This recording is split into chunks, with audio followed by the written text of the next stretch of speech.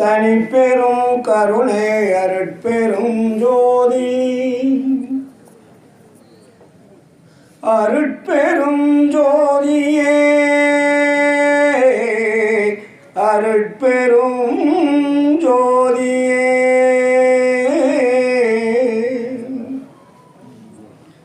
அருட்பெரும் ஜோதியே அருட்பெரும் ஜோதியே என்னாருயிரில் கலந்து ஆடுகின்ற அருட்பெரும் ஜோதியே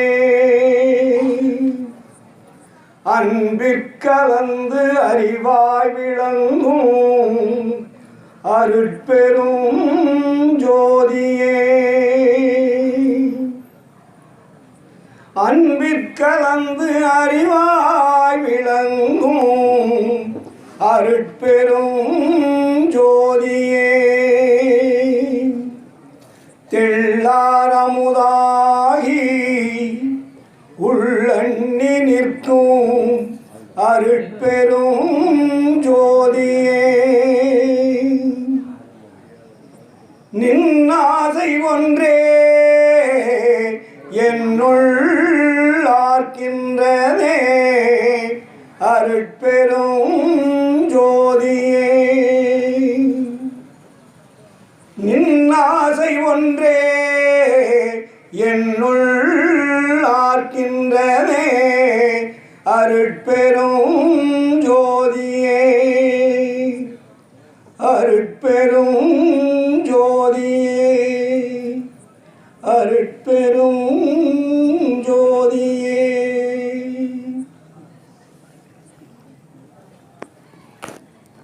ஆன்மநேய ஒருமைப்பாட்டு உரிமையுடைய சகோதர சகோதரிகளே, உங்கள் அனைவருக்கும் முதற்க நன்றி கலந்த வணக்கத்தையும் வாழ்த்துக்களையும் தெரிவித்துக் கொள்கிறேன். மேட்டுக்குப்பம் சித்திவளாக திருமாளிகையிலே இறைவனை வரவழைத்து இறைவனுடன் கலந்த இடமாக திகழ்கின்ற இந்த இடத்திலே நீங்களெல்லாம் இங்கே வந்திருக்கிறீர்கள். இறைவனுடைய பேரருளை பெற வேண்டும் என்ற நோக்கத்தோடு எல்லோரும் வந்து இங்கே தங்கியிருக்கிறீர்கள். இது கலைந்து போகக்கூடிய கூட்டம் அல்ல, இருந்து மெய்ப்பொருளை தெரிந்து கொள்ளக்கூடிய கூட்டமாக இங்கே வந்திருக்கிறீர்கள். அதனால் நீங்களெல்லாம் தெரிந்து கொள்ளக்கூடிய முக்கியமான சில விஷயங்களை நாம் பதிவு செய்து கொள்ள வேண்டும். கடந்த மாதம் இதே பூசத்தன்று பேசினோம். இறைவன் வள்ளலாரை எப்படி இங்கே ஆட்கொண்டார் என்பதை பற்றி பேசினோம். அப்போது அந்த இறைவன் எங்கே இருக்கிறார், எப்படி இருக்கிறார், என்ன செய்து கொண்டிருக்கிறார்?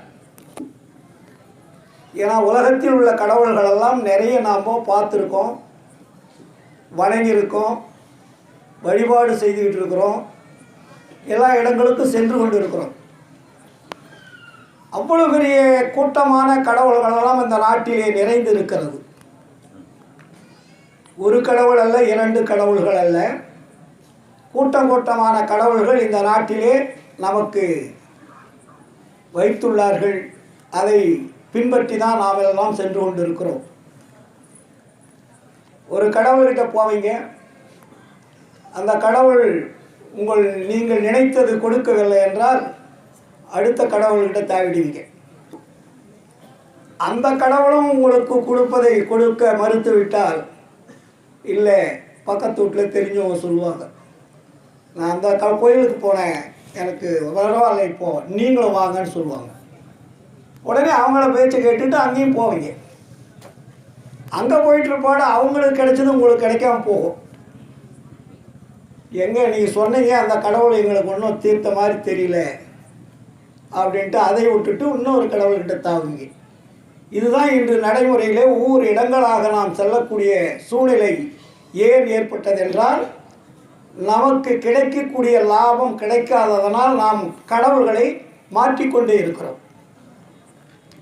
சட்டை மாற்ற மாதிரி நம்ம என்ன பண்ணுறோம், கடவுளை மாற்றிக்கொண்டே இருக்கிறோம். அது பெண் கடவுளாக இருந்தாலும் சரி, ஆண் கடவுளாக இருந்தாலும் சரி. இது பல்லாயிரம் ஆண்டுகளாக இந்த நாட்டிலே நடைபெற்று கொண்டிருக்கிறது. இன்று நேற்றல்ல, பல்லாயிரம் ஆண்டுகளாக. இப்போ இந்த கடவுள்களெல்லாம் படைத்தவர் யார்? அதை நம்ம சிந்திச்சோமானா சிந்திக்கலை. இப்போ இத்தனை கடவுள் நாட்டில் இருக்குது. இந்த நம்ம தமிழ்நாடு மட்டுமல்ல, இந்தியா மட்டுமல்ல, உலகம் முழுவதுமே எல்லாமே மதங்களை சார்ந்தது, சமயங்களை சார்ந்ததாக இருக்கும். அப்போ மதங்களுக்கு தகுந்த கடவுள், சமயங்களுக்கு தகுந்த கடவுள்லாம் நம்ம நாட்டில் படைச்சிருக்கான். இத்தனை கடவுள்கள் இந்த நாட்டிலே இருக்குமா என்று கேட்பவர்களுக்கு பதில் சொல்ல தெரியாமல் விழிக்கின்றார்கள். ஒரு அறிவாளி வந்து கேட்குறான், ஏன் இந்த நாட்டில் இத்தனை கடவுள் இருக்குமா? இத்தனை கடவுள் இந்த நாட்டில் வேலை செஞ்சுட்டு இருந்தால் எந்த கடவுளை போய் நம்ம பின்பற்றுறது? இது வந்து ஒரு அறிவில்லாத முட்டாள்தனமாக இருக்கிறதுன்னு ஒருத்தர் கேட்பான். ஆனால் அவங்களுக்கு இந்த கடவுளை பின்பற்றுபவர்களெல்லாம் சொல்லுவதற்கு பதில் சொல்ல தெரியாது. என்னவோ அவங்க வச்சாங்க, நாங்கள் போகிறோம், வழிபடுறோம், வந்துடுறோம், வேலை முடிஞ்சுது இல்லையா? ஆனால் இந்த கடவுளுக்கும் நமக்கும் என்ன தொடர்பு? ஏன்னா இந்த கடவுளுக்கு நமக்கு ஏதோ ஒரு தொடர்பு இருந்தால் தானே நம்மளை காப்பாற்றுவார். தொடர்பு இல்லாத எந்த கடவுளுமே காப்பாற்ற முடியாது.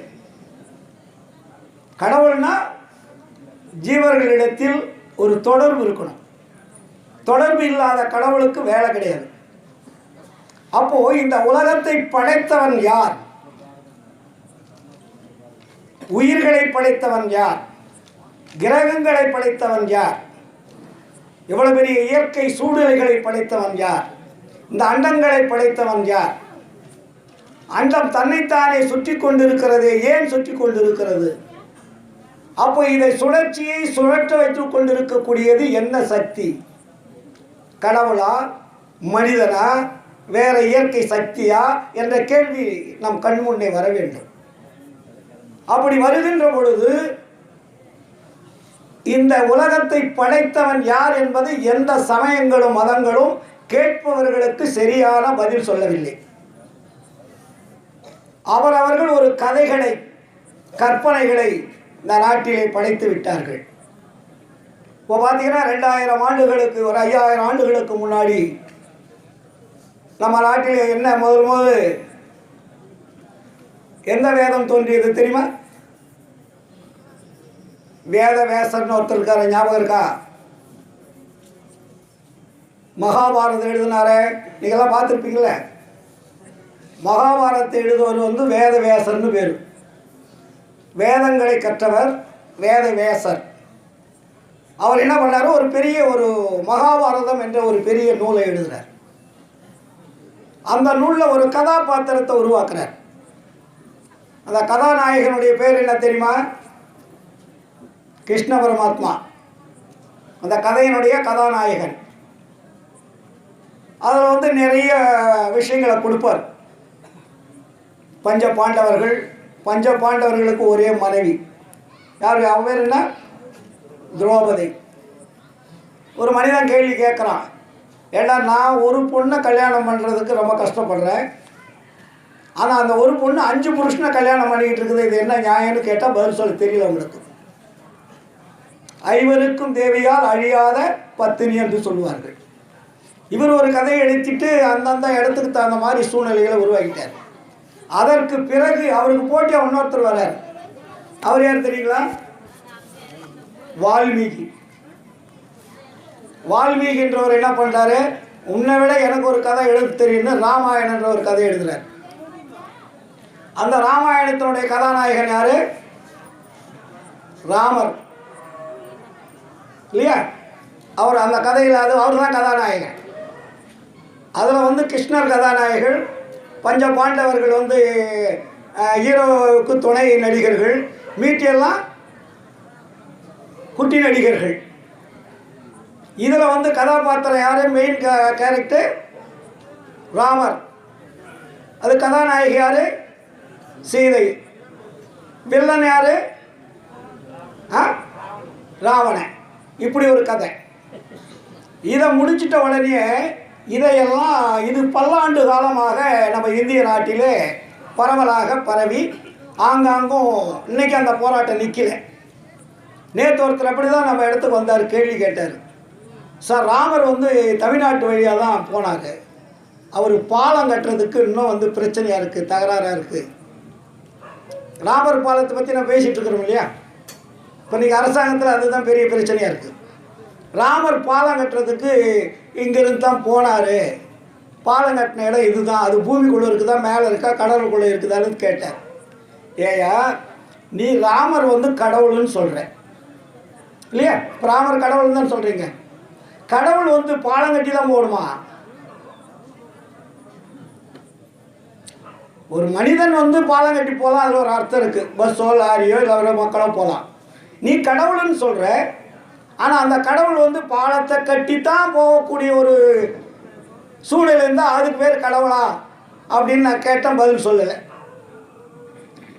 முடிஞ்சு போச்சு. அதுக்கப்புறம் என்ன பண்ணாங்கன்னா, இந்த 2 காவியங்களும் நீங்கள் அந்த புக்கை பார்த்தீங்கன்னாவே மேலே மகாபாரத கதைன்னு தான் எழுதியிருக்கோம், ராமாயண கதைன்னு தான் இருக்குது. அதுக்கு பின்னாடி பார்த்தீங்கன்னா கதை என்றால் என்ன? பொய்ன்னு அர்த்தம். கதை விடுறான் பாருன்னா என்ன? பொய் சொல்கிறான்னு அர்த்தம். புரியுதுங்களா? அப்போ அதில் கதைன்னு இருக்கும். இதை பார்த்து நம்ம நாட்டில் என்ன பண்ணிட்டாங்க, நம்ம தமிழ்நாட்டில் சித்தர்கள் பூரா பயங்கர எதிர்ப்பாயிட்டாங்க. சித்தர்கள் வந்து இந்த 2 கதையும் பார்த்து சித்தர்கள் பூரா பயங்கர வயிற்றுச்சல் ஆயிடுச்சு. என்னடா இவனுக்கு கண்டவனெல்லாம் போட்டு கதாநாயகனை போட்டு அதை போட்டு இதை போட்டு 100 பேர் 200 பேர் இவனுக்கு இத்தனை பொண்டாட்டி இத்தனைக்கு குழந்தைன்னு இப்படியெல்லாம் சொல்கிறானே, இதான் தான் கடவுள் வேலையா அப்படின்னு சொல்லி சித்தர்கள் தான் எதிர்த்தது ஃபஸ்ட்டு. அந்த சித்தர்கள் என்ன பண்ணாங்க, அந்த உருவ வழிபாட்டையே தூக்கி எறிஞ்சாங்க. சித்தர்கள் வந்து தான் உருவ வழிபாடு பண்ணக்கூடாது, கடவுள் உருவத்தில் இல்லை அப்படின்னு சொல்லிட்டு அவன் காடு மலை குகைகளை போய் உக்காந்துட்டாங்க. மனித சமுதாயத்தை விட்டு இறைவனை தேடுவதற்காக அங்கே என்ன போனாங்க, காடு மலை குகை பொந்துல இடத்துல போய் தனியாக உக்காந்து அவங்க தியானம் பண்ண ஆரம்பிச்சிட்டாங்க. அதுக்கப்புறமா தான் மக்களுக்கு என்னடா சரியான முறையில் ஒரு வழிகாட்டுறதுக்கே இல்லையா அப்படின்னு சொல்லிட்டு தமிழ்நாட்டில் நிறைய பேர் தோணினாங்க. அதில் வந்து சேக்கிழார் வரார். சேக்கிழார் தெரியுமில்லையா உங்களுக்கு? சேக்கிழார் எழுதின நூல் இது பெரிய புராணம். அப்போ அந்த பெரிய புராணத்தில் அவர் என்ன பண்ணார், நீ ஒரு கதாநாயகனை தான் உன்னால் உருவாக்க முடியும், என்னால் 63 கதாநாயகனை உருவாக்க முடியும்னார். அவர் என்ன பண்ணார், 63 நாயன்மார்களை உருவாக்கிட்டார். நம்ம உடம்புக்குள்ள இருக்கிற கலை 64, அதில் வந்து 63 கலைகளை நாயன்மார்களாக உருவாக்கி ஒரு கலை அதீத கலை, அதுதான் ஆன்மான்னு கொண்டு வந்து சிவன்னு கொண்டு வந்து நிறுத்தினார். அப்போ அந்த 63 நாயன்மார்களும் நம்ம என்ன பண்ணோம், 63 கதாபாத்திரங்கள் கதாநாயகர்களாக நம்ம காட்டிட்டாங்க. இது நானும் ரொம்ப நாளாக இது என்னடா அது அப்படின்னு யோசனை பண்ணால், திருவள்ளுவா படிச்சுட்டு பாடு வள்ளலார் போட்டு உடச்சிட்டார். 63 நாயன்மார்கள் என்பது உண்மை அல்ல, அது ஒரு தத்துவ கற்பனை கதைகள் போட்டார் ஆச்சுங்களா. அப்போ 63 நாயன்மார்கள் ஒழுக்கங்களை கொண்டு வந்தார் சேக்கிழார். அவங்கக்கிட்ட ஒழுக்கம் கொஞ்சம் கம்மி. யார்கிட்ட? ராமாயணத்திலையும் ஒழுக்கம் கம்மி, மகாபாரதத்திலையும் ஒழுக்கம் கம்மி. ஆனால் சேக்கிழாருடைய 63 கலைகளில் வந்து ஒழுக்கம் இருந்தது. அதில் ஒரு கலையை ரொம்ப தூக்கி நிறுத்தினார் நம்ம பெருமான். எந்த கலை இது?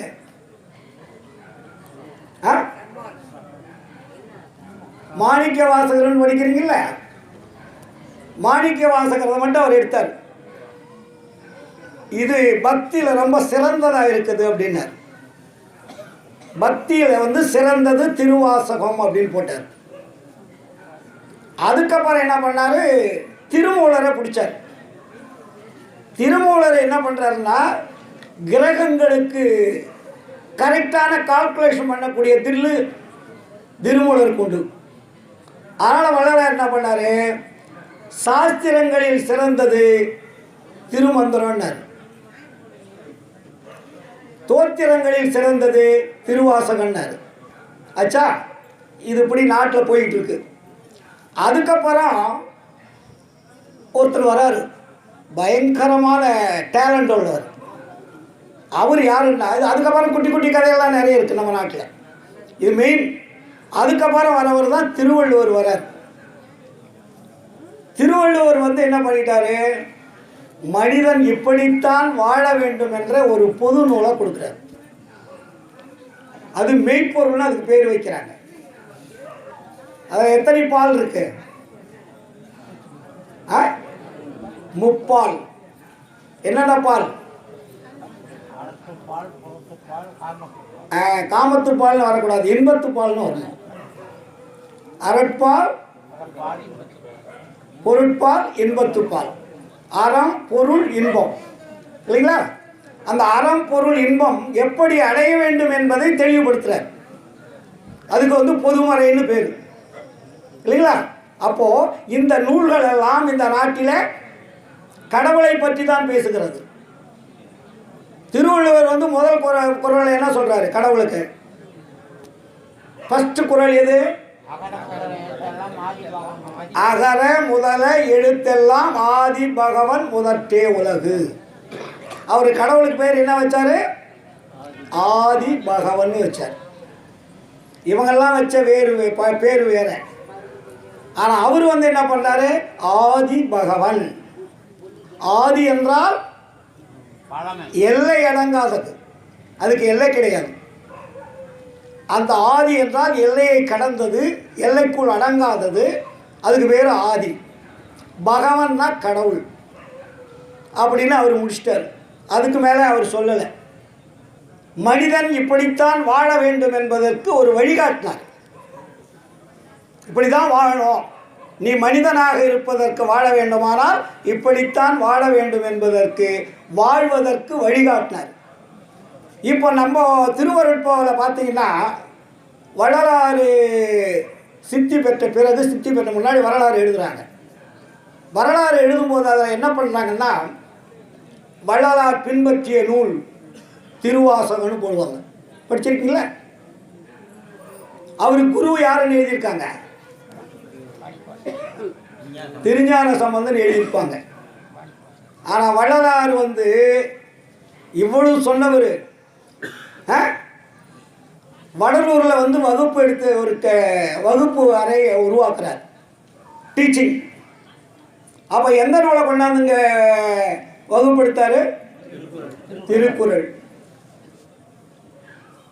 திருவாசகம் வழிபட்ட நூலாக இருந்தால் திருவாசகத்தை வச்சிருக்கணும். ஒரு குருவாக இருந்தால் திருஞான சம்பந்தரை பேசியிருக்கணும். ஆனால் அவர் என்ன பண்ணுறாரு? திருக்குறள் வகுப்பு எடுக்கிறார். திருக்குறள் வகுப்புக்கு கூட யாரை ஆசிரியராக போட்டார் தெரியுங்களா? அவருடைய முதல் சீடர் யாரு? வேலாயுதம். வேலாயுதம் முதலியார். முதலியார்னா வார்த்தை போடாதீங்க, வேலாயுதம். அப்போ அந்த தொழூர் வேலாயுதத்தை என்ன பண்ணிட்டாரு? திருக்குறள் வகுப்பு எடுக்க சொல்லிட்டார். ஒரு மாதம் கழித்து வரும்போது அந்த முதியோர்களை கேட்குறார், திருக்குறள் எந்த அளவுக்கு இருக்கும் காணும்? ஐயா ஒன்றுமே புரியலன்ட்டார். அவர் கிளாஸ் எடுத்தது எங்களுக்கு ஒன்றுமே விளங்கலை, அந்த மூலமண்ட வித்வானை கூப்பிடுன்னார் வள்ளலார். என்ன காணும்? திருக்குறள் வகுப்பு எடுத்திருக்க ஒருத்தர் கூட ஒன்று கூட தெரியல அப்படின்னாங்க. ஏன்னா அவருக்கு புரியல. யாருக்கு? வேலாயத்துக்கு திருக்குறளுக்கு விளக்கம் சொல்வதற்கு புரியல. அப்புறம் வள்ளலார் என்ன சொன்னார்? நீங்கள் ஒழுக்கத்தோடு வாழுங்க, அவங்க அறிவுக்கு தகுந்த மாதிரி விளங்க போங்கன்ட்டு அதோடு நிறுத்திட்டார் கிளாஸை. அது ஒரு சாப்டர் ஆச்சா? எதுக்கு இதை சொல்ல வரேன்னா, இது எல்லாமே கடவுளை பற்றி நமக்கு அறிமுகப்படுத்திய நூல்கள் ஆயிரம். அதுக்கப்புறம் வெளிநாட்டில் வந்தாங்க. புத்தர் வந்தார், அவர் ஒரு மாதிரி சொல்லிட்டு போயிட்டார். சமணர் வந்தாங்க, அவன் ஒரு மாதிரி கடவுளே கிடையாதுன்னு போயிட்டான். அதுக்கப்புறம் மறுபடியும் யார் வந்தாங்க? இயேசுநாதன் ஒருத்தர் வந்தார் வானத்தில் இருந்து. அதுக்கப்புறம் என்ன பண்ணார்? அவர் என்ன எழுதினாரு? பைபிள். இன்னொருத்தர் வந்தார், அவருக்கு போட்டியா? யாரு? நபிகள் நாயகம். அவர் என்ன எழுதினாரு? குர்ஆன் எழுதினார். அப்போ அவங்க ரெண்டும் கடவுள் ஒளியாக இருக்கிறார்னு சொன்னாங்க. ஆனால் அவர்கள் கண்ட ஒளி வேறு. அவர்கள் காண்பதோ அவர்கள் ஒளி என்பது வணங்குவதோ உண்மையான கடவுள் ஒளி அல்ல. இன்னொன்று, அவங்க கிட்ட ரெண்டு குரூப்புக்கிட்டுமே கடவுள் கொள்கையில் ஒரு மாதிரி இருந்தாலும் கூட ரெண்டு பேருமே போட்டி போட்டுக்கிட்டு உயிர் கொலை செய்கிறவங்க. ரெண்டு குரூப் என்ன பண்ணுது? உயிர் கொலை செய்கிற குரூப்பாக போச்சு. அப்புறம் வள்ளலார் என்ன பண்ணார்? இந்த சமயங்கள் அவர் திட்டுறது எப்படி திட்டுவார்னா, உயிர் கொலையும் புலைப்பு சிப்பும் உடையவரெல்லாம் உறவினத்தார் அல்ல, அவர் புறவினத்தார்.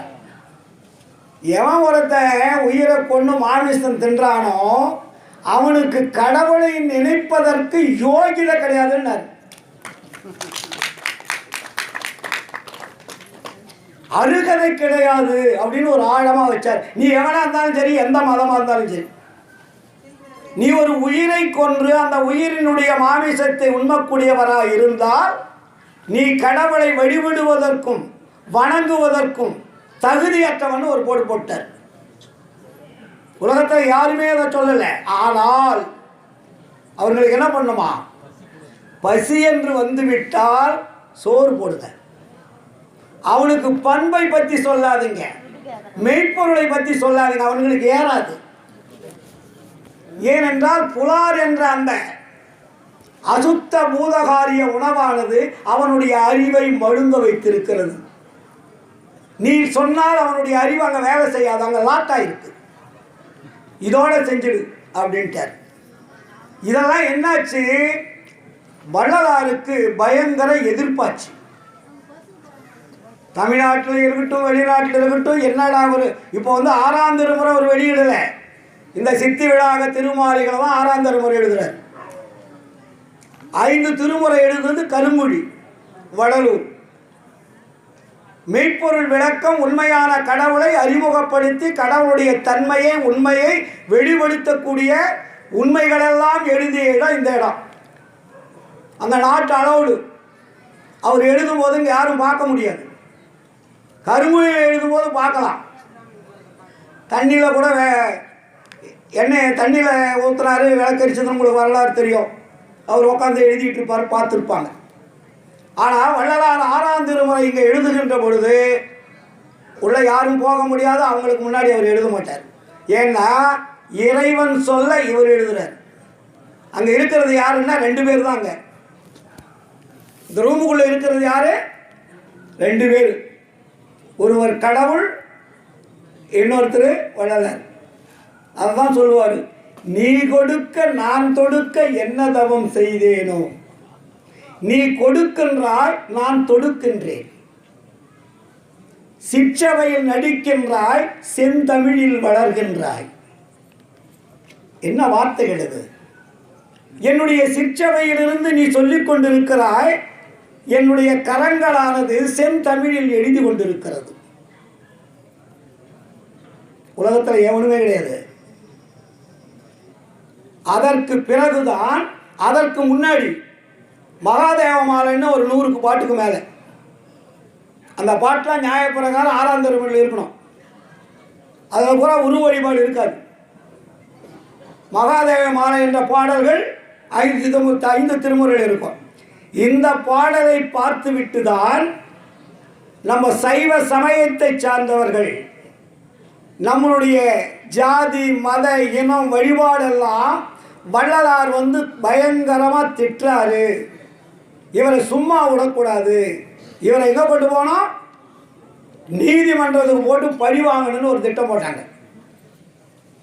அப்போ தமிழ்நாட்டில் இருக்கக்கூடிய சைவ சமய குரூப்பை சார்ந்த எவனுக்கு தில்லு கிடையாது. வள்ளலார்கிட்ட நெருங்கக்கூடிய ஒரு சூழ்நிலையோ இல்லை ஒரு நெருங்கக்கூடிய ஒரு தகிரிமோ கிடையாது. இதுக்காக என்ன பண்ணாங்க, யாழ்ப்பாணத்திலேருந்து ஒருத்தர் கூட்டிகிட்டு வராங்க. எங்கேருந்து? அது பேர், அவர் பேர் என்ன? ஆறுமுக நாவலர்னு பேர். ஆறுமுக நாவலரை கூட்டிகிட்டு வந்து அவருக்கு என்னென்னா இப்படி மேட்ரை சொல்கிறாங்க. பெருமான் வள்ளலார் வந்து ராமலிங்க அடிகள் பரதேசி இப்படிலாம் எழுதுகிறாரப்பா, நம்ம உருவ வடிவெல்லாம் விட்டியாக போயிடும் போல் இருக்கு, கடவுளே இல்லைன்றாரு, ஒளியாக இருக்குதுன்றாரு, சாங்கியம் வேண்டான்றாரு, சம்பந்தம் வேண்டான்றாரு, தவம் வேண்டாம், யோகம் வேண்டாம், எதுவுமே வேண்டாம்னா ஒடுக்கமாயிடுறான்னு சொல்கிறாரு. நம்மளாம் எப்படி ஒடுக்கமாக இருக்கிறது? நம்ம தான் பொய் பேசி பழகட்டமே அப்படின்னு அவங்க நினச்சி என்ன பண்ணிட்டாங்க, போடு அரிப்பா மறுப்புன்னு ஒரு கேஸை போடுறான்ட்டார்.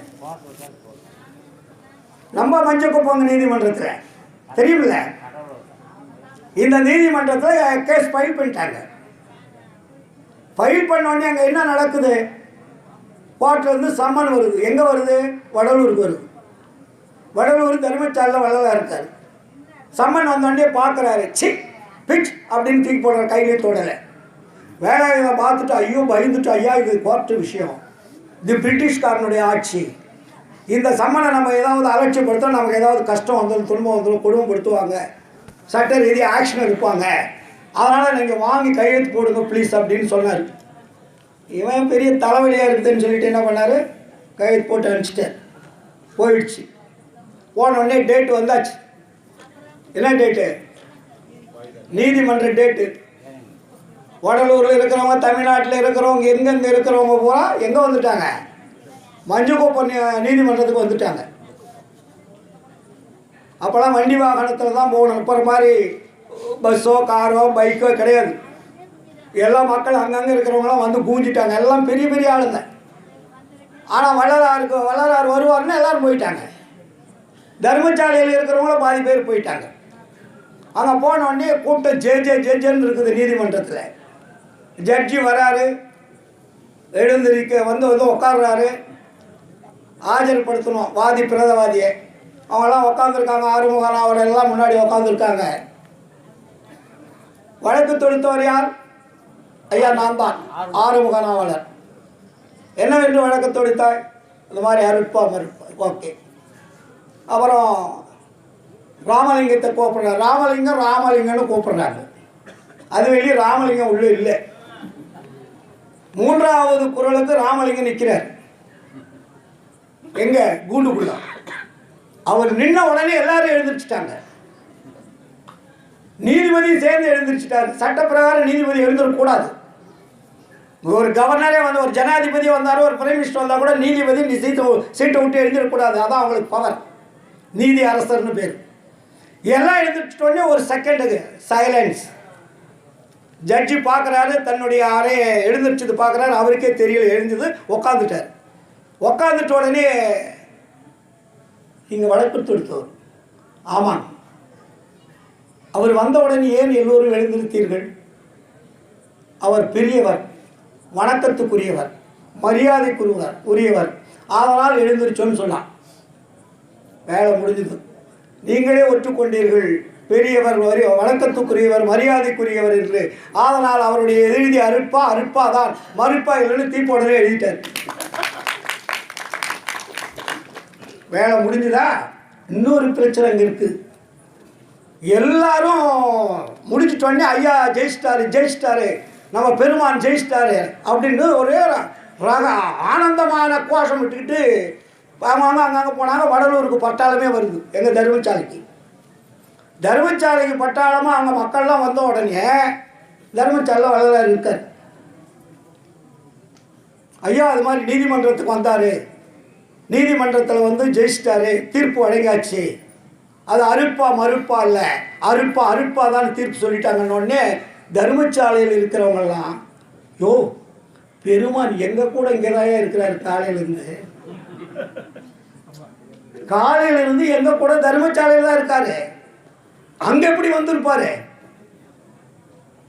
உலகத்தில் வரலாறுகள் கண்டதுண்டா? வள்ளலார் நீதிமன்றத்திற்கு செல்லவில்லை.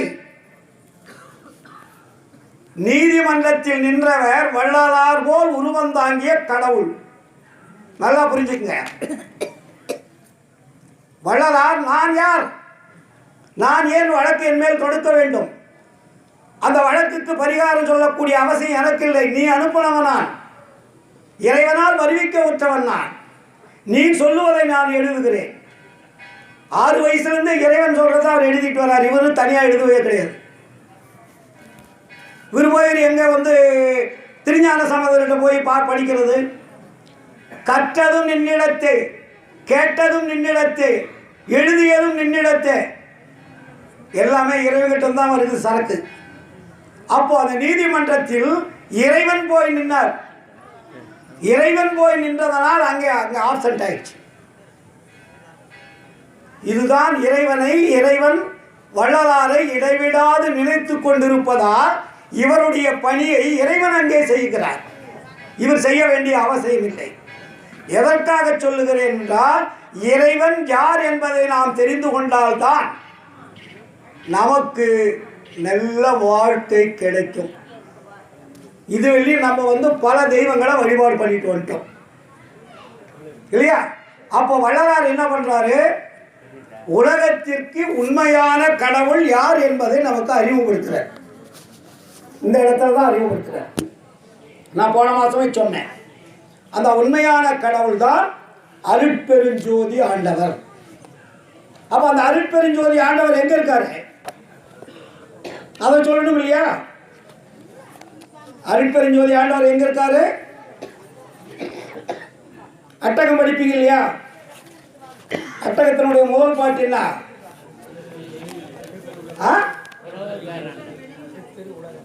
அருட்பெரு வெளியில் அருட்பெரு உலகத்து அருட்பெரும் தளத்து மேல் நிலையில் அருட்பெரும் பீடத்து அருட்பெரும் திருவிலே அமர்ந்த, அப்படியே சொல்லிக்கிட்டே வருவார் இல்லைங்களா? அப்போ இறைவன் எங்கே இருக்கிறார்னா அருட்பெரு வெளியில் இருக்கிறார்னு சொல்றார். நம்ம எங்க இருக்கிறார்னு சொல்றோம்? கோயில் இருப்பாருன்னு சொல்லிட்டு இருக்கிறோம்.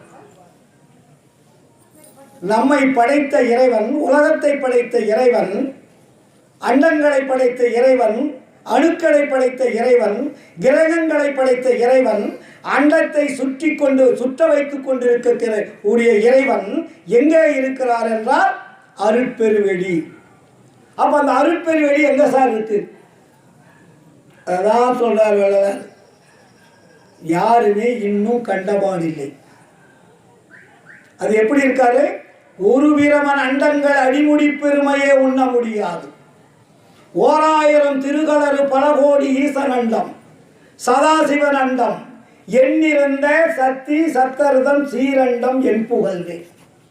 உருவுறும் அண்டங்கள் அத்தனையும் அருள் வெளியில் உரு சிறு அணுக்களாக ஊடசைய அதன் நடுநின்று நடனமிடும் ஒரு பெருங்கருணை அரசே மருவியனை ஆட்கொண்டு மகனாக்கி அருள் தந்த ஒளியென்ற.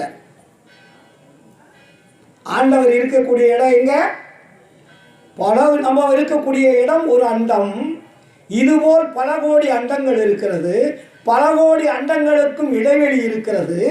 இந்த இடைவெளியெல்லாம் எல்லா அண்டங்களையும் ஒன்றோட ஒன்று மோதிக்கொள்ளாமல் தன்னைத்தானே இயக்கிக் கொண்டு தன்னுடைய கண்ட்ரோல் இருக்கக்கூடிய இடம் ஒன்று இருக்கு.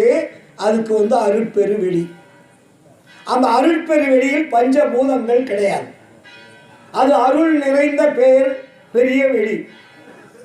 அந்த பெருவெளியில் தான் அருட்பெரும் ஜோதியாக தனிப்பெரும் கருணையாக எல்லா அண்டங்களையும் இயக்கிக் கொண்டிருக்கக்கூடிய ஒரு மாபெரும் சக்தி வாய்ந்த பேரொளியை நான் கண்டேன். எவனும் காணது இல்லையோ? ஒளியை சொன்னவர்கள் எல்லாமே சூரிய ஒளி, சந்திர ஒளி, நட்சத்திர ஒளி, அண்டங்கள் இருக்கக்கூடிய ஒளியை கடவுள்னு சொல்லிட்டாங்க. ஆனால் வள்ளலார் சொன்ன ஒளி அருட்பெரும் ஜோதி என்ற ஒளி. அது எங்கே இருக்கிறது? அருட்பெரு வெளியில் இருக்கிறது. அந்த அருட்பெரு வெளியை பல சித்தர்கள், ஞானிகள், யோகிகள் எல்லாம் தேடினாங்க.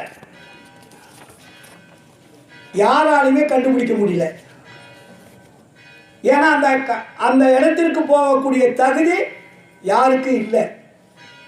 அதனால வள்ளலார் சொல்வாரு, அண்டளவு எவ்வளவோ அவ்வளவும், அவற்றில் அமர்ந்த சராசர அளவு எவ்வளவோ அவ்வளவும், கொண்டதுவாய் கொண்டு கொண்டு மேலும் கொள்வதற்கு இடம் கொடுத்து கொண்டு சலிப்பின்றி அகண்டமதாய் அதுவும் கடந்த வெளியாய் அதுவும் கடந்த தனி வெளியாய் ஒன்றகு சிற்றம்பலத்தே ஓங்குகின்ற தனிக்கடவுள் ஒருவர் உண்டே கண்டீர்.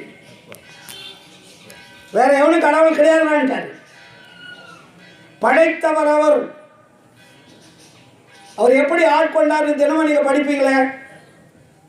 சாதாரண பாடல்ல வருமே, அருட்ஜோதி தெய்வமென, அந்த ஒரு வரியில போதுமே உங்களுக்கு. அருட்ஜோதி தெய்வம் என்னை ஆண்டு கொண்ட தெய்வம். வேலை முடிஞ்சுதா? என்னை ஆட்கொண்ட தெய்வம் எது? அருட்ஜோதி தெய்வம். அந்த அருட்ஜோதி தெய்வம் தான் என்னை ஆட்கொண்டது. அந்த தெய்வத்தை தான் உங்களுக்கு நான் அறிமுகப்படுத்துகிறேன். சிம்பிள், டெய்லி எல்லா சங்களையும் பாடுற பாட்டு தான் இது. அருட்ஜோதி தெய்வம் என ஆண்டு கொண்ட தெய்வம். அது எங்க இருக்கு? அடுத்த வரி, அம்பலத்தை ஆடுகின்ற ஆனந்த தெய்வம். சாதாரண தெய்வம் அல்லது ஆனந்த தெய்வம். இந்த அடுத்த வரினா, பொருட்சாரும் மறைகளெல்லாம் போற்றுகின்ற தெய்வம். இவங்கெல்லாம் நீங்க தெய்வம் எதை சொல்லி வழிபட்டு இருக்கிறீங்களோ அந்த தெய்வங்களெல்லாம் அவர்கிட்ட தான் வாங்கிட்டு இருக்கு சரக்கு. பொருட்சாரும் மறைகளெல்லாம் போற்றுகின்ற தெய்வம், போதாந்த தெய்வம், உயர் நாதாந்த தெய்வம். அது எப்படி இருக்கா? இருட்பாடு நீக்கி ஒளி ஈந்தருளும் தெய்வம். எண்ணியனான் எண்ணியவார் எமக்கருளும் தெய்வம். தெருட்பாடல் உவந்து எனையும் சிவமாக்கும் தெய்வம். அது எங்க இருக்கு? சிற்சபையில் விளங்குகின்ற தெய்வம். அதே தெய்வம் தினமும் படிக்கிறீங்க. அப்ப சிற்சபை என்பது என்ன? அந்த தெய்வம் நீங்க அவ்வளவு தூரம் போய் நீங்க பார்க்க வேண்டாம். உங்களால் பார்க்க முடியாது. பார்க்கக்கூடிய கண்களும் இல்லை. இந்த பாடி எடுத்துக்கிட்டு நீங்க அந்த அண்டத்தை விட்டு வெளியே போக முடியாது. நீ அந்த கடவுளை பார்க்க முடியாது. ஆனால் அந்த கடவுள் உங்கள் உச்சிக்கு கீழே, உள்நாக்குக்கு மேலே, மூளையின் மத்தியில் அது ஒரு வெளி இருக்கிறது. அந்த வெளியில் இருக்கக்கூடிய சிற்சபையில தான் அந்த அருட்பெருஞ்சோதியுடைய அணு துகள் இருக்கிறது. அதுக்கு பேர் என்ன? அருட்பெருஞ்சோதியினுடைய ஏகதேசம்னு பேர். அது பேரொளி, இது சிறிய ஒளி. அது பெரிய ஒளி, எல்லா அண்டங்களையும் இயக்கக்கூடிய மாபெரும் சக்தி வாய்ந்த ஒளி. அதே ஒளித்தன்மைதான் சிறுசாக ஒரு அணுவாக உங்களுடைய ஆன்மாவில் இருந்து உங்களை இயக்கிக் கொண்டிருக்கிறது. ஆனால் சிற்சபையில் விளங்குகின்ற தெய்வம் அதே தெய்வம், வேற தெய்வம் இல்லை. நம்மெல்லாம் ஏமாத்திட்டான். இந்த நாட்டில் வந்து மனிதர்களை ஏமாற்றி விட்டார்கள். அதுதான் வள்ளலார் சொன்னார், தெய்வங்கள் பல பல சிந்த செய்வாரும், செயற்கதி பல பல செப்புகின்றாரும், பொய் வந்த கலை பல புகன்றிடுவாரும், பொய் சமயாதியம் எச்சுகின்றாரும், மெய் வந்த திருவருள் விளக்கம் ஒன்றில்லார் வீண்கழிக்கின்றார். எய் வந்த துன்பொழித்து அவர்க்கு அறிவு அருள்வீர், என்னை பள்ளி எழுப்பிலே இன்பம் தந்தீரே. எனக்கு இன்பத்தை கொடுத்த இறைவா, உன்னை பார்க்கக்கூடிய ஆற்றலை கொடுத்த இறைவா, என்னுடைய ஆன்ம நேய உடன்பிறப்புகளுக்கும் நீங்கள் கொடுக்க வேண்டும் என்று நமக்காக இறைவனிடத்தில் மன்றாடியவர் வள்ளலார். கடவுளை காண முடியாது என்று சொன்னார்கள் நாட்டிலே. கண்டவர் விண்டதில்லை, விண்டவர் கண்டதில்லை என்று ஒரு டைட்டில் போட்டானுங்க. ஓங்கடா, கடவுள் இருக்கிறார். எங்கே இருக்கிறார்? எல்லாருடைய ஆன்மாவிலும் சிற்சபையில் இயங்கிக் கொண்டிருக்கிறார். அவரை நீங்கள் பார்க்க முடியும் என்று சொன்னார் வள்ளலார். அப்போ சிற்சபையில் இருக்கக்கூடிய கடவுள் அதுதான் அருட்பெருஞ்சோதி. அந்த அருட்பெருஞ்சோதி கடவுள் தான் இங்க சித்தி விழாக திருமாளிகளிலிருந்து எடுத்து சொல்றார். நமக்கு உள்ளே இருக்கக்கூடிய தீபத்தை வெளியே எடுத்து வைத்து என்ன சொல்றாரு? ஏ மனிதர்களே, இதுவரையில் இருந்தது போல் இனியும் வீண்காலம் கழிக்காதீர்கள். கடவுள் யார் என்பதை இப்பொழுது நான் காட்டுகிறேன். அந்த கடவுளை நீங்கள் ஒளியாக பாவித்து வழிபாடு செய்யுங்கள் என்று உள்ளே இருந்த விளக்கை எடுத்து வெளியே வைத்து கடவுள் ஜோதி முன்னிலையில் விளங்குவதாக பாவனை செய்கின்றார். கடவுள் என்பது வேறு, கடவுளாக நினைத்து பாவனை செய்வது என்பது வேறு. அப்ப இதுவரையில் நீங்கள் உருவத்தை பார்த்து பார்த்து வந்த கண்கள் ஒளியை பார்க்க வேண்டும். உங்களுடைய எண்ணங்களை மாற்ற வேண்டும். ஏனென்றால் உருவத்தை பார்த்து பார்த்து உன்னுடைய ஆன்மாவை எல்லா திரைகளும் மறைத்துக் கொண்டது. உங்களை மறைத்துக் கொண்டிருப்பது திரைகள்னு சொல்றோம்ல, 7 திரைகள். என்ன திரை? ஜாதி சமய மதங்கள் சொல்லிய கொள்கைகளால் நீங்கள் வாழக்கூடிய வாழ்க்கையில் ஏற்படக்கூடிய அசுத்த மாயா திரைகள்னு பேர் இருக்கு. அந்த திரைகள் நீங்க வேண்டுமானால் நீங்க என்ன செய்யணும்? ஜோதிதான் கடவுள், அருட்பெருஞ்சோதிதான் கடவுள். அந்த அருட்பெருஞ்சோதி வேறு எங்கும் இல்லை. எல்லா ஜீவன்களையும் இயக்கிக் கொண்டிருக்கக்கூடிய ஆன்ம ஒளிக்கு பேர் தான் அருட்பெருஞ்சோதி சிற்றணு. அந்த ஒளியை யார் பார்க்கிறார்களோ அவர்கள் மரணத்தை வெல்ல முடிந்தார். வேற யாருமே மரணத்தை வெல்ல முடியாது. ஏனென்றால் அந்த ஆன்மாவை மறைத்துக் கொண்டிருக்கக்கூடிய திரைகள் என்பது நாம் வாழ்க்கையிலே கடைபிடித்து வந்த குற்றமுள்ள செயல்பாடுகள் எல்லாம் திரைகளாக மறைத்துக் கொண்டது. அப்ப அந்த திரைகளை நீ நீக்க வேண்டுமானால் நீங்க என்ன பண்ணணும்? எந்நேரமும் இறைவனை இடைவிடாது தொடர்பு கொள்ள வேண்டும். வள்ளலார் இங்க என்ன சும்மா உட்கார்ந்துட்டு இருந்தாரா? நான் மறந்தேன் எனினும் என்னைத்தான் மறவான் எனது நாயகன் என்றாடுகின்றேன். இதுவரையில் ஊன் மறந்தேன், உயிர் மறந்தேன், உன்னை மறந்தறியேன். மறந்தால் உயிர் விடுவேன், கணம் தறியேன். கூட ஒரு முன்னாடி டாக்டர் சொன்னார்ல, கணம் ஒரு செகண்ட், அதை விட அரை செகண்டுக்கு பேர் தான் கணம்னு பேர். அப்போ ஒரு செகண்டுனா லேட்டு, அரை செகண்டுனா ரொம்ப ரொம்ப நினைத்து பார்க்கறதுக்குள்ளே முடிச்சிடுறது. அந்த அரை செகண்டு கூட உன்னை நான் மறக்க மாட்டேன். ஏனென்றால் என்னை இயக்கக்கூடிய இறைவன் நீதான் என்பதை நான் உணர்ந்தேன். இப்போ நம்மளை இறைவன் இயக்கிறார் என்று நாம் நினைத்து விட்ட பிறகு இறைவனை நம்ம மறக்க முடியுமா? அப்போ நீங்க வேற ஒரு உருவத்தை நீங்க வழிபாடு பண்ணீங்கன்னா உங்களுடைய சிற்றவையில் இருக்கக்கூடிய ஆன்மா சீக்கிரம் உடம்பை விட்டு வெளியே போயிடும். அதுக்கு பேர் தான் மரணம். அப்போ மரணத்தை வெல்லக்கூடிய ஒரு வாழ்க்கை இந்த உலகத்தில் இருக்கிறது. அது மனிதனுக்கு கொடுக்கப்பட்டிருக்கிறது. அந்த கொடுக்கப்பட்ட அந்த உரிமையை, உண்மையை எந்த சமய மதங்களும் சொல்லலை. வள்ளலார் தான் சொல்றாரு. இந்த சித்தி விழாக திருமாளிகையில் திருவிளக்கை இணைத்து வெளியே வைத்துவிட்டு இங்கே தீபத்தில் ஆண்டவர் விளங்குவதாக பாவனை செய்து வீண்காலம் கழிக்காமல் 28 பாடல்களில் கண்டபடி உங்க வாழ்க்கையை அமைத்துக் கொள்ளுங்கன்னு போட்டார். அப்ப 28 பாடல்கள் எது? ஞான சரின்னு பேரு. அதுக்கு பேர் என்ன டைட்டில்? ஞான சரியை. ஏன் 29 போடக்கூடாதா? 30 போடக்கூடாதா? ஏன் 2ஐயும் 8ஐயும் போட்டாரு? 28. 8 2 கூட்டினா என்ன வரும்? 10ல் 0 போயிடுச்சுன்னா நம்பர் 1. நீங்கள் நம்பர் 1 வரணும். நம்ம எல்லாமே எத்தனை மார்க்கில் இருக்கோம்? 99 100 வாங்குறதில்ல. நம்பர் 1க்கு வரணும். அப்போ நம்பர் 1ன்னா ஞான சரியை. ஏன் ஞான சரின்னு பேர் வச்சார்? அதுக்கு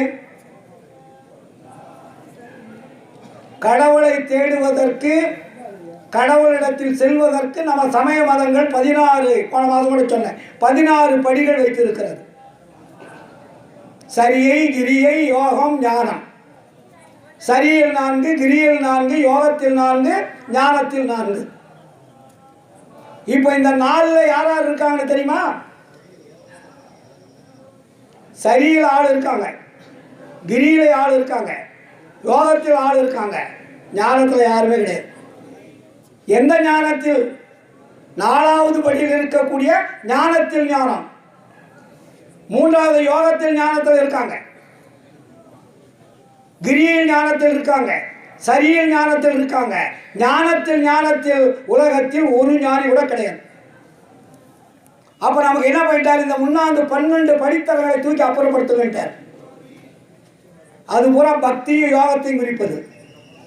அதில் சென்றால் மரணம் வரும். அந்த 12 படிகள் நீ முத்தி தான் பெற முடியும், சித்தி பெற முடியாது.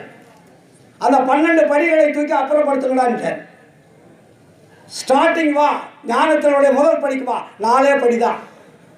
வள்ளலார் சொல்லக்கூடிய கல்வி என்ன கல்வி? சாகா கல்வி. சாகா கல்விக்கு எத்தனை வகுப்பு? 4 வகுப்பு தான். 4 வகுப்பை நீங்கள் தேர்ச்சி பெற்றுட்டா சாகா கல்வி ஓகே, மரணத்தை வெல்லலாம். அப்போ சாகா கல்வியுடைய முதல் கல்வி எது? ஞான சரியை, முதல் பாடம்.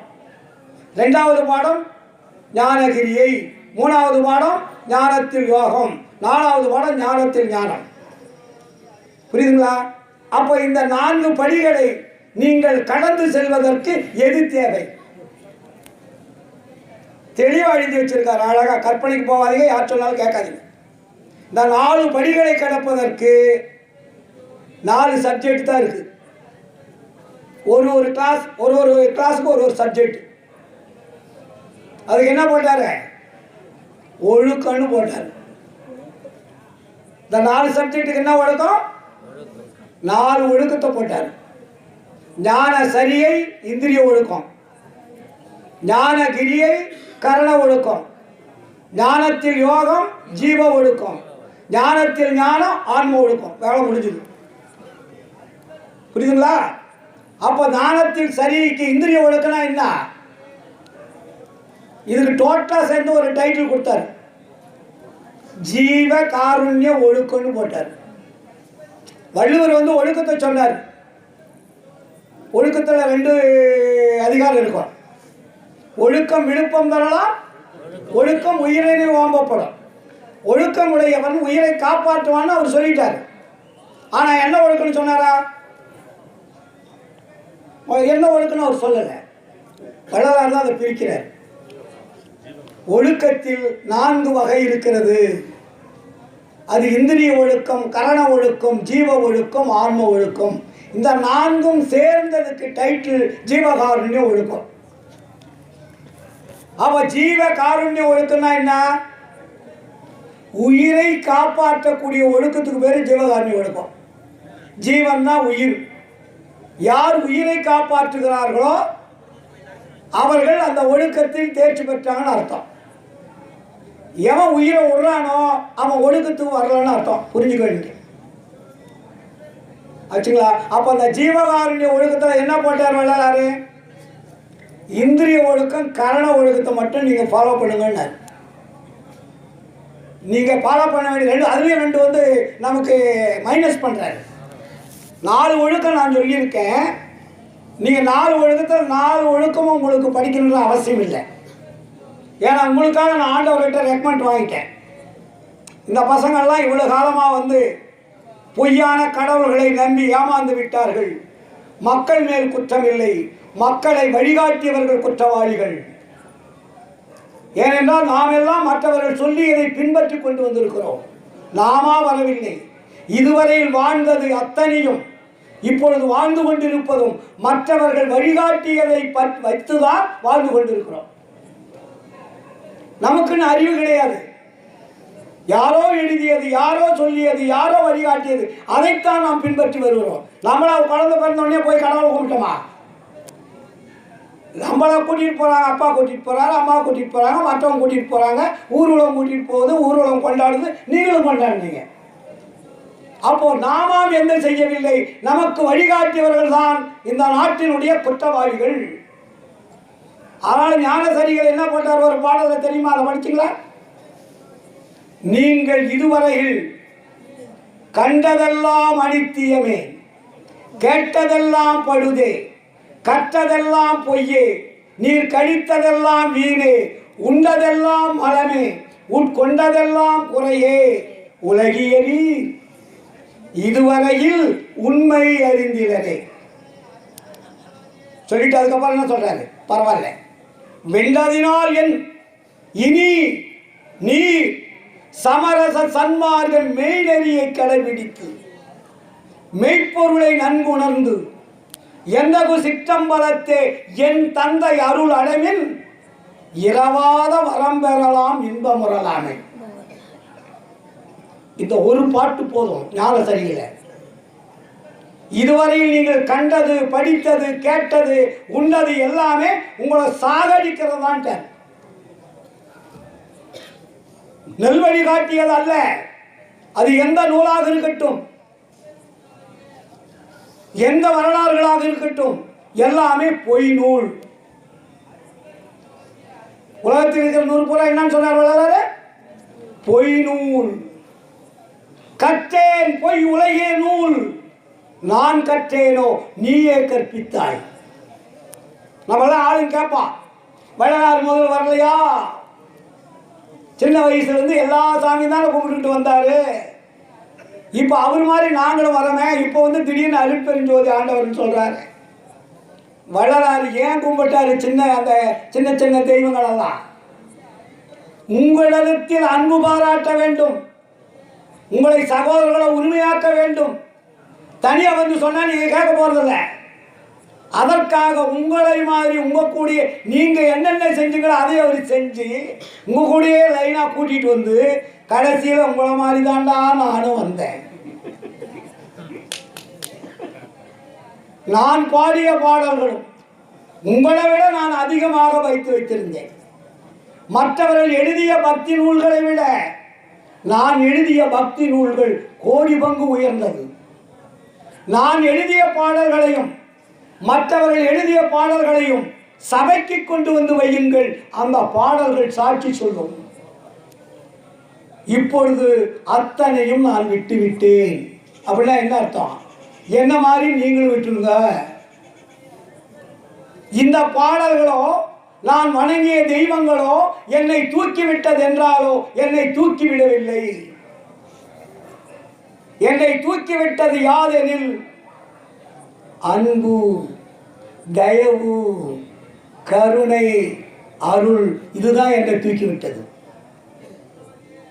ஏனென்றால் இதையெல்லாம் நான் விட்டு விட்டதினால் வந்த லாபம். நீங்களும் என்னை போல விட்டுவிட்டால் என்னை போன்ற பெரிய லாபத்தை பெறுவீர்கள். இதை விட டீட்டெயில் நான் இங்கே தான் சொல்றாரு.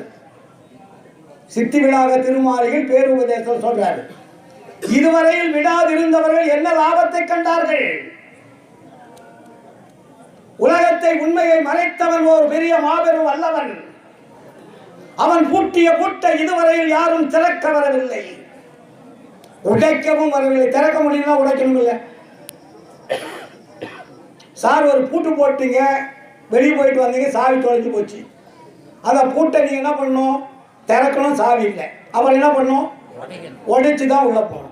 அப்போ இந்த சமய மதங்கள் பூட்டிய பூட்டை இதுவரையில் ஒருவனுக்கும் உடைத்து உள்ளே இருக்கக்கூடிய உண்மை சொல்லுவதற்கு திராடி இல்லைன்னாரு. சரி, அவர் தான் இல்லை, அவனால முடியல. பின்னாடி வந்தவர்கள், அவருக்கு பின்னாடி வந்தவர்களா நீங்களாம் பெரியவாள் பெரியவாள்ன்றீங்களே, பெரியவர்கள் என்று பெயரிட்டு கொண்டவர்களும் உண்மை தெரியாமல் கண்ணை மூடிக்கொண்டு உளறிக் கொண்டிருக்கிறார்கள். பின்னாடி வந்தவங்களாம் நம்ம நீ குரு குருன்னு சொல்லிட்டு இருக்கிறீங்கல்ல, இவெல்லாம் குருடன். கண்ணை மூடிக்கிட்டு இருக்கிற பேர் என்ன? குருடர்கள். குருடர்கள் கதை கண்ட கதை போல கதைக்கின்றார்கள். உண்மை வெளி தோன்ற உரைக்க தெரியவில்லை. நான் உண்மையை சொல்லுகிறேன். இதுவரையில் உண்மை சொல்லக்கூடிய தில்லு தகுதி யாருக்கு இல்லை. ஏன்னா இறைவனுடைய அருள் அவங்க பெறல. மரணத்தை வெல்ல முடியல. கடவுளுடைய நிலையை அவனால் பார்க்க முடியவில்லை. கடவுள் நிலை வேறல்ல, என்னுடைய நிலை வேறல்ல. வள்ளலார் ஈக்குள் அருட்பெருஞ்சோதி ஆண்டவர். நான் தான் சொல்லுவேன், நீங்கள் வள்ளலாரை வணங்குவது கூட குற்றம். அருட்பெருஞ்சோதி ஆண்டவரை தான் வணங்க வேண்டும். வள்ளலார் உருவத்தில் இல்லை. அவருடைய தேகம் என்ன தேகம்? ஒளி தேகம். எங்க இருந்து கலக்கிறார்? இந்த இடத்துல. என் சாமி எனது துறை என்னுயிர் நாயகனார் இன்று வந்து நான் இருக்கும் இடத்தில் அமர்கின்றார். அடுத்து வருகின்றார். பின்சாரும் 2.5 நாழிகைக்குள்ளே எனது பேருடம்பில் கலந்து உலர்த்த பிரியாமல் இருப்பார். இறைவன் எங்க கலந்தாரு? என்னுடைய உடம்பில் கலந்து கொண்டார். கலந்தேன், கழித்தேன், கழிப்புற்றேன், கண்டேன், கழித்தேன், கலந்தேன், கழிப்புற்றேன். அப்போ இப்போ ஆண்டவருடைய ஸ்டேஜ் என்ன, வள்ளலாருடைய ஸ்டேஜ் என்ன? ரெண்டும் ஈக்குவல். நீங்கள் ஒரு படத்தை பார்த்து வணங்கினால் அதில் அருட்பெருஞ்சோதி ஆண்டவர் இல்லை, அது பிரேம் நீங்க போட்டது. அருட்பெருஞ்சோதியை வணங்கினால் அது வள்ளலார் இருக்காரு, அருட்பெருஞ்சோதி ஆண்டவர் இருக்கார். Very simple. அதனால்தான் வள்ளலார் சொன்னாரு, என்னை தெய்வம் என்று இந்த மக்கள் நினைக்கிறார்கள். உண்மையான தெய்வம் எது என்று தெரியாமல் என்னை தெய்வம் என்று நினைக்கின்றார்கள். ஐயோ, இவர்களுக்கு நான் என்ன பதில் சொல்வேன்? சன்மார்க்க சங்கத்தி சிற்றடியேன் உமது தாழ் வணங்கி சாற்றுகின்றேன், தயவனுடன் கேட்பி. என் மார்க்கத்தில் என்னை உமக்குள் ஒருவன் எனக் கொள்வி. எல்லாம் செய் வல்லான் நமது இறைவனையே தொழுவி. புன்மார்க்கத்தவர் போலே வேறு சில புகன்றே உந்தி மயக்க அடையாதி. பூரண மெய்ச்சொகமாய் தன்மார்க்கமாய் விளங்கும் சுத்த சிவம் ஒன்றே தன்னாலை என்னாலை சார்ந்து அறிவின் நீண்டே. சன்மார்க்கத்தில் ஒரு டைட்டில் பாடுறது. நம்ம சன்மார்க்கத்தில் இருக்கக்கூடியவர்களுக்காக ஒரு தனி பாடலை எழுதுறார். உன்னை தாழ் வணங்கி சாற்றுகின்றேன். நம்ம சொல்றாரு, உன்னை தொட்டு கும்பிடப்பா. சன்மார்க்க சங்கத்தி உமது தாழ் வணங்கி சாற்றுகின்றேன், தயவனோடும் கேட்பேன். நான் சொல்றதை கேளுங்க. என் மார்க்கத்தில் என்னை உமக்குள் ஒருவன் என கொள்வேன். என்னை தெய்வமாக்கிடாதீங்க, என்னை தெய்வமாச்சு கும்பிடாதீங்க. யாரை கும்பிடணும்?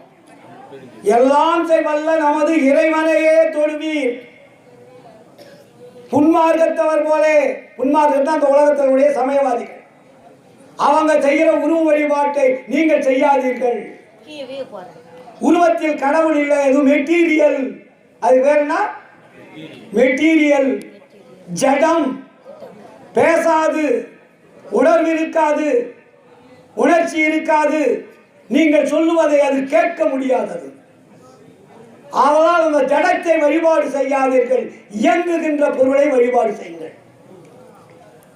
இயங்குகின்ற பொருள் எது உலகத்தில்? உயிர். உயிர் எது இருக்கிறதோ அதெல்லாம் இயங்குகின்ற பொருள். உயிர் இல்லாத பொருள்லாம் இயங்காத பொருள். புரியுதுங்களா? அவன் நம்மளால என்ன பண்ணிட்டான்? கல்லூரி வெளியிலையும் கல்லூரி செம்பில் கடவுள் இருக்குன்னு சொல்லிட்டு போயிட்டான். ஆனால் வள்ளலார் என்ன பண்ணாரு? அதெல்லாம் கிடையாதுடா, அது ஒரு மெட்டீரியல், அதில் இயங்காது. ஒரு பாறை இயங்குமா? ஆனால் ஒரு கொசு இயங்குது. ஒரு கொசு எப்படி நுண்ணிய ஒரு உருவம். இப்போ நான் நைட்டில் எல்லாரும் கொசு கடிக்குதுல்ல, அந்த கொசுக்குள்ள இறைவன் எப்படி அதுக்கு ஒரு இயக்கத்தை கொடுத்துருக்காரு.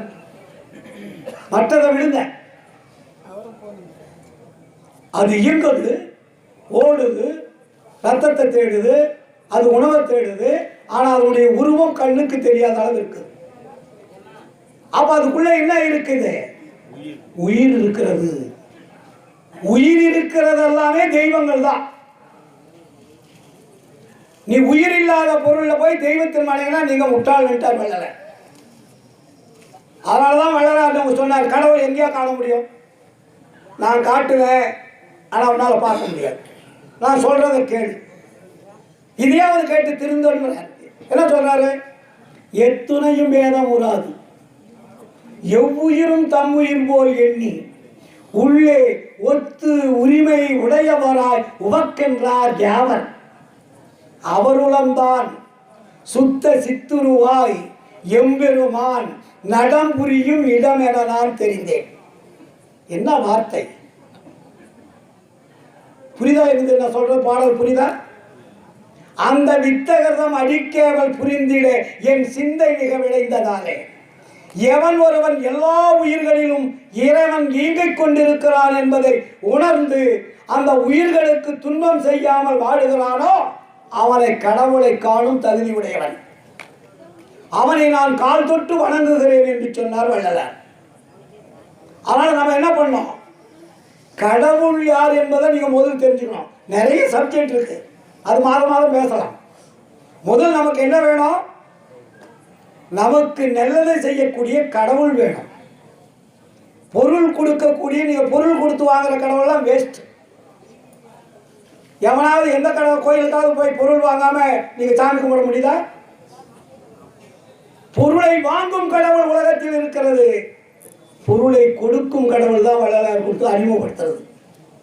அதான் சொல்வார், இல்லாம எனக்கில்லை எல்லோருக்கும் தருவேன், என்னுடைய பெரும் செல்வம் என் புகழ்வேன்.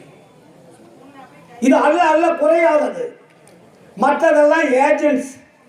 அதை விட நான் போன மாதம் சொன்னேன், இந்த உலகத்தில் இருக்கக்கூடிய ஏஜென்ட்ஸ் பூரா சஸ்பெண்ட் ஆர்டர் போட்டாச்சு. 1874 ஆளினால் நீங்கள் வணங்கக்கூடிய பிரம்மா, விஷ்ணு, சங்கரன், மகேஸ்வரன், சதாசிவன், சக்தி, சத்தர்கள், சித்தர்கள், யோகிகள், ஞானி எல்லாத்தையுமே சஸ்பெண்ட். அடுத்த மாதம் அவங்கெல்லாம் எங்கே இருக்கிறாங்க, வள்ளலார் முன்னாடி யார் உட்கார வச்சுருந்தாலும் நம்ம பேசுவோம். நிறைய விஷயம் இருக்கு, நேரம் ஆயிடுச்சு இல்லையா, 12வது. அதனால நிறைய விஷயங்கள் இருக்கு. நாம் எதற்காக வந்திருக்கிறோம், இந்த பிறவியை காப்பாற்றுவதற்கு என்ன வழி என்பதை தெரிந்து கொள்ள வேண்டும். இந்த பிறவி போயிட்டா அடுத்த பிறவி என்னன்னு யாருக்குமே தெரியாது. உலகத்திலே உயர்ந்த பிறப்பு எது என்றால் மனித பிறப்பு. ஏன் இந்த மனித பிறப்பு கொடுத்ததென்றால் இறைவன் நிலையறிந்து அமயமாவதற்கு தான். கடவுள் நிலையறிந்து அம்மயமாதல். நீ கடவுளாக மாற வேண்டும் என்பதற்காகத்தான், நீ வந்த இடத்திற்கு திரும்பி போக வேண்டும் என்பதற்காகத்தான் இந்த மனித உடல் கொடுக்கப்பட்டது. உங்களுக்கு சும்மா அனுப்ப மாட்டாரு, இன்பத்தை கொடுத்து அனுப்புறாரு. அது வேறு என்ன இன்பம், பேரின்பம். நம்ம வாழக்கூடிய இன்பம் சிற்றின்பம், சிறிய இன்பம். அந்த இன்பத்தை நீங்கள் கொஞ்சம் அனுபவித்து பார்த்தீர்களானால் எவன் சொன்னாலும் கேட்க மாட்டீங்க. ஏன்னா அதை தான் வள்ளலார் சொல்வார், பேர் உபதேசத்தில் அழகா. ஒரு பதார்த்தம், ஒரு பழம், அந்த பழத்தை நீங்கள் ருசித்து பார்த்தால்தான் அந்த ருசி என்ன என்பது தெரியும். வெறும் பழத்தை பார்த்தா தெரியுமா? நீ சாப்பிட்டு பார்த்தா தான் தெரியும். அதே போல இறைவனுடைய அருளை நீங்கள் ருசித்து பார்த்தால் கடவுளே சொன்னா கூட விட மாட்டீங்க. ஏன்னா அந்த ருசியை, அந்த இன்பத்தை நாங்கள் அனுபவித்துக் கொண்டிருக்கிறோம். ஏதோ கதிர்கள் சும்மா பாடம் நடத்துறதுக்கு, படிச்சதை வளர்றதுக்காக வரான்னு நினைச்சுக்காதீங்க. அந்த இன்பத்தை ருசித்தீர்களானால் கேட்காத கேள்விகள், பார்க்காத பாரிகள், நடக்காத நடத்திகள், எண்ணாத எண்ணங்கள், எங்க வேணாலும் உங்களுடைய எண்ணங்கள் பிரகாசமா போயிட்டே இருக்கும். உங்களுக்கு விடை கிடைச்சிக்கிட்டே கொட்டிக்கிட்டே இருக்கும். நீங்க படிச்சு தான் தெரிஞ்சுக்கணும்னு அவசியம் கிடையாது. கல்லார்க்கும் கற்றவர்க்கும் கழிப்பொருளும் கழிப்பே, காணார்க்கும் கண்டவர்க்கும் கண்ணளிக்கும் கண்ணே, வல்லார்க்கும் ஆட்டார்க்கும் வரமளிக்கும் வரமே, மதியார்க்கும் மதிப்பவர்க்கும் மதிவொடுக்கும் மதியே. அது எங்க இருக்கு? எல்லாருக்கும் பொதுவில் நடம் இடுகின்ற சிவனே, என்னரசே யான் புகழும் இசையும் அணிந்தருளே. இவ்வளவு பெரிய விஷயங்கள் இருக்கு. ஆனால் நீங்கள் இன்றிலிருந்து உங்கள் வாழ்க்கையை மாற்றிக்கொள்ளுங்கள். இது உபதேசம் அல்ல. உபதேசம் என்பது போன மாசம் வச்சேன். உபதேசம் என்பது வேறு, பேருபதேசம் என்பது வேறு. வள்ளலார் சொன்னது மகா உபதேசம்னு அதுக்கு பேரு. பேருபதேசம்னு புக்கில் போட்டிருப்பாங்க. அதுக்கு பேரு என்ன பேரு? மகா உபதேசம். இறைவனால் எடுத்து கொடுக்கப்பட்ட வாக்கியம்னு பேரு. அது இறைவன் நமக்கு கொடுத்த வாக்கு மூலம், இறைவனுடைய கட்டளை. இறைவனுடைய கட்டளை சன்மார்க்க சங்கம் என்று அமைத்து அது கொள்கைகளை வகுத்து தந்திருக்கிறார். அந்த கொள்கைகள் எப்படிப்பட்டது, அதை எப்படி பின்பற்றுவது, ஏன் சங்கத்தை தோற்றுவித்தார், அந்த சங்கத்திலிருந்து நாம் என்ன தெரிந்து கொள்ள வேண்டும் என்பதையெல்லாம் நீங்கள் ஒவ்வொரு நாளும் நினைத்து நினைத்து, உணர்ந்து உணர்ந்து, நெகிழ்ந்து நெகிழ்ந்து, அன்பே நிறைந்து நிறைந்து, ஊற்றிடும் கண்ணீர் அதனால் உடம்பு நனைந்து நனைந்து, அப்பதான் என்ன வருமா? அருளமுதே நன்னிதியே ஞான நடத்தரசே என்னுரிமை நாயகனே என்று வணைந்து வணைந்து ஏத்துது நாம் வம்மின் உலகியலே மரணமெலா பெருவாழ்வில் வாழ்ந்திடலாம் கண்டேன். உனைந்துரையேன் பொய் புகழேன் சத்தியம் சொல்கின்றேன். நீ விரலாம் புனிதம் வரும் பொருட்டே அப்படின்னு சொல்றார் வள்ளலார். அதை பின்பற்றி நாம் எல்லோரும் இன்றிலிருந்து வாழ்க்கையை கொஞ்சம் மாற்றிக்கொள்ளுங்கள். இனிமேல் மாற்றி யோசியுங்கள். பழைய யோசனைலாம் தூக்கி குப்பையில் போடுங்க. அந்த யோசனை நம்மளை முன்னேற்றுவதற்கு வழிகாட்டாது. இது வேறு சன்மார்க்கம், சுத்த சிவ சன்மார்க்கம்.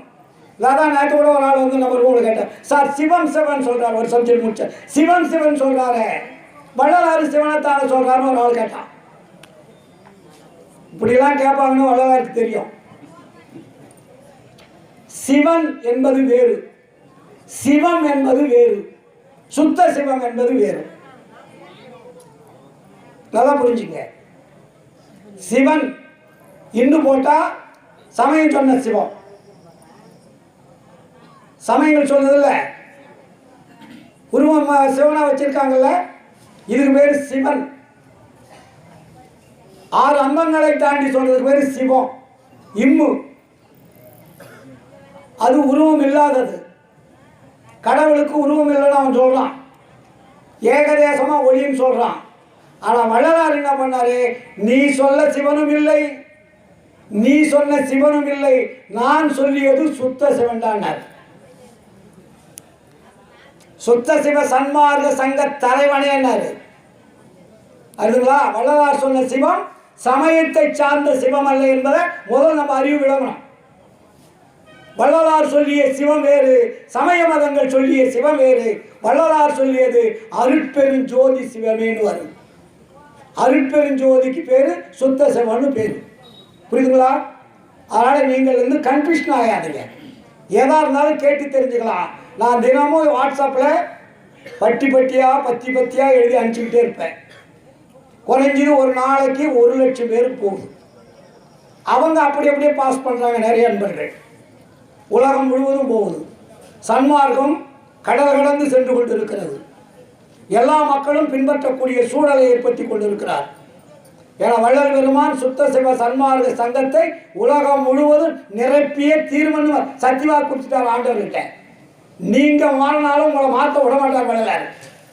உங்களை போல இழுத்துவார். ஏன்னா அவருடைய சகோதரர்கள் ஆன்மநேய ஒருமைப்பாட்டு உரிமை உடையவர்கள். அதனாலதான் வள்ளலார் சொல்வாரு, நீ விரரோ யானமுக்கு நேய உறவரனோ, நெடுமொழியை உரைப்ப நன்றி கொடுமொழி சொல்வேனோ, சார்புறவை அருளமுதம் தந்து எனமேல் ஏற்றி சத்திய வாழ்வழித்த தனித்த பெரும்பதிதான் வார். சீர்பெறவே திருப்பொதிவு திருமேனி தரித்து சித்தாடல் புரிகின்ற திருநாள் இங்கிதுவே. மோச உரை என நினைத்து மயங்காதி உலகி. நான் சொல்றது மோச உரைன்னு நினைச்சிடாதீங்க, பாச உரை.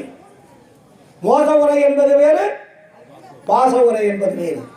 என்னுடைய ஆன்மநேய உடன்பிறப்புகள் பாசம் மிகுந்தவர்கள், அன்பு மிகுந்தவர்கள், என்னுடைய சகோதரி உரிமையுள்ளவர்கள். என்னுடைய அப்பனுக்கு நம்மளெல்லாம் குழந்தை, யாரும் வேற்றார் இல்லை. அதனால் இன்றிலிருந்து உங்களுடைய வாழ்க்கையை தூய்மைப்படுத்திக் கொள்ளுங்கள், ஒழுக்கத்தை கடைபிடியுங்கள், உண்மையான இறைவனை ஒவ்வொரு வீடுதோறும் விளக்கேற்றி வைத்து வழிபாடு செய்யுங்கள். இருளான வீடு ஒளியாக மாறும். உங்கள் வாழ்க்கை இருளான வாழ்க்கை ஒளியான வாழ்க்கையாக மாறும் என்று கூறிக்கொண்டு இந்த வாய்ப்பளித்த அத்தனை அன்புள்ளங்களுக்கும் மேட்டுக்கொம்பு சித்திவாழ் மக்கள் சித்திவிழாக திருமாலில் உள்ள அத்தனை அன்பு உள்ளங்களுக்கும் கிராம மக்களுக்கும் என்னுடைய சகோதரர்களுக்கும் உங்கள் அனைவருக்கும் சேர்ந்து நீண்ட ஆயுள், நிறைந்த செல்வம், அழியா புகழ், அழியா அருள் கொடுத்து நீடூழி காலம் வாழ வைக்க வேண்டும் என்று எல்லாம் வல்ல இறைவனை வேண்டிக் கொண்டு எனது சிறிய உரையை நிறைவு செய்கிறேன். நன்றி, வணக்கம், வாழ்த்துக்கள். அருட்பெரும் ஜோதி, அருட்பெரும் ஜோதி, தனிப்பெரும் கருணை, அருட்பெரும் ஜோதி, அருட்பெரும் ஜோதி, அருட்பெரும் ஜோதி, தனிப்பெரும் கருணை, அருட்பெரும் ஜோதி.